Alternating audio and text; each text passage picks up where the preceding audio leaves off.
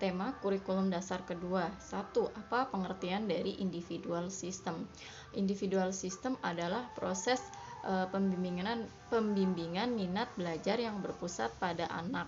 Artinya anak sebagai subjek belajar dan fasilitator sebagai motivator, sehingga apa yang harus diberikan kepada anak harus sesuai dengan kemampuan dan kemauan si anak.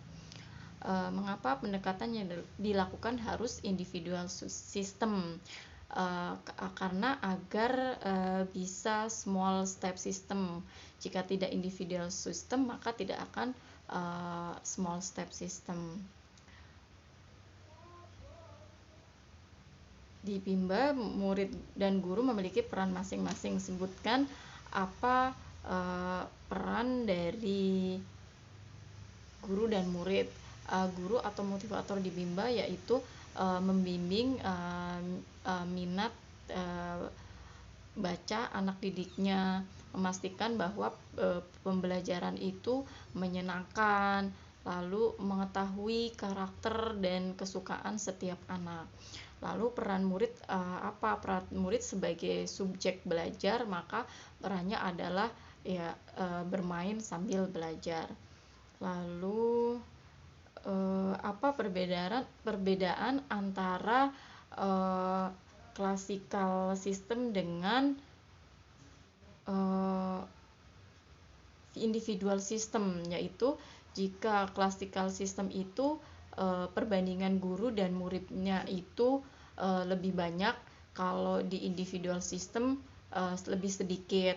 Kemudian materi yang diajarkan di classical system itu sama, sedangkan materi yang diajarkan di individual system itu berbeda sesuai dengan kemampuan anak. Lalu kurikulum di classical system itu sudah ditentukan, sedangkan di individual system itu menyesuaikan.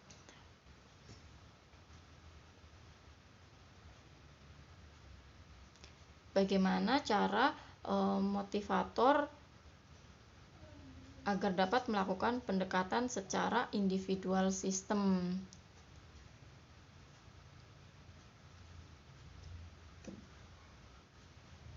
Yaitu selalu melakukan evaluasi terhadap afeksi anak.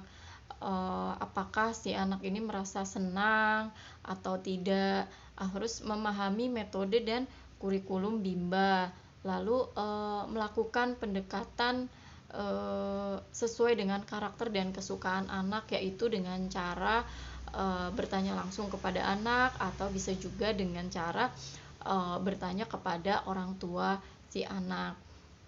Lalu memberikan kegiatan bermain sambil belajar sesuai dengan kemampuan anak, dan selalu berusaha untuk mengerti anak, tidak sebaliknya. Lalu satu langkah di depan daripada anak, lebih siaga gitu.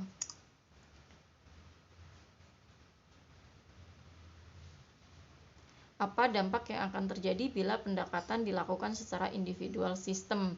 Dampaknya yaitu akan menjadi small step system, akan bisa membimbing anak secara bertahap sesuai dengan kemampuan dan kemauan si anak. Apa dampak yang akan terjadi bila pendekatan dilakukan secara classical system? Maka tidak akan mengerti kemampuan, kemauan dan juga karakter anak, sehingga akan cenderung untuk memaksa anak untuk belajar, dan akan membuat si anak menjadi tidak senang untuk belajar atau bosan dan merasa belajar itu menjadi beban. Apa itu variation skill? Variation skill adalah kemampuan yang harus dimiliki oleh motivator dalam memvariasikan aspek belajar dengan kegiatan belajar. Mengapa kegiatan belajar harus divariasikan? Karena satu, rentang konsentrasi anak itu pendek, tidak lama, dan fokusnya mudah teralihkan dengan hal-hal lain yang lebih menarik, lalu cepat merasa bosan. Apa tujuan yang ingin dicapai dengan memvariasikan kegiatan belajar, yaitu satu, agar anak tidak cepat bosan, agar anak tetap antusias dan juga tetap semangat mengikuti kegiatan belajar, dan anak tertarik dengan kegiatan dalam proses pembelajarannya. Gitu. Apa saja, sebutkan 3 aspek belajar, yaitu aspek kognitif, afektif, dan psikomotorik. Kegiatan apa yang termasuk aspek kognitif, yaitu kegiatan yang berhubungan dengan belajar seperti belajar membaca, matematika.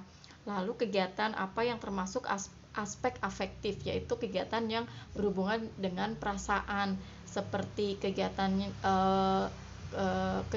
yang bisa menyenangkan seperti berdialog, bernyanyi, bercerita, mendongeng, dan juga permainan. Kegiatan apa yang termasuk aspek psikomotorik, yaitu kegiatan yang berhubungan dengan gerak. Dibagi 2, yaitu motorik kasar dan juga motorik halus. Yang dipakai di Bimba adalah kegiatan yang berhubungan dengan motorik halus untuk membantu dalam proses menulis, yaitu kegiatannya seperti mewarnai, menulis, seperti itu. Bagaimana cara motivator memvariasikan kegiatan belajar dengan aspek belajar, yaitu divariasikan antara kegiatan belajar dengan aspek belajar. Misalnya membaca, maka kegiatan membaca adalah kognitif, lalu dicampur dengan kegiatan belajar yang bersifat afektif, yaitu dengan cara berdialog atau bercerita atau mendongeng. Lalu misalnya kegiatan kognitif matematika dibarengi lalu disambung dengan kegiatan belajar seperti mewarnai atau menggambar. Apa yang dimaksud dengan law of effect atau hukum akibat? Jadi jika kegiatan belajar itu dilakukan dengan cara yang menyenangkan, maka akan menghasilkan murid akan merasa senang dan merasa tidak dipaksa untuk melakukan kegiatan tersebut secara berulang-ulang. Ini disebut dengan the law of effect. Apa yang dimaksud dengan the law of exercise atau hukum latihan? Nah, jika anak senang, maka dia akan mengulang-mengulang terus dan akan menjadi mampu. Maka di sini disebut the law of exercise atau hukum latihan. Apa yang dimaksud dengan the law of readiness atau hukum kesiapan, yaitu jika anak mengulang-ulang terus, maka anak akan menjadi mampu dan dia akan menjadi siap dan semakin menyenangi untuk belajar. Ini disebut dengan the law of readiness.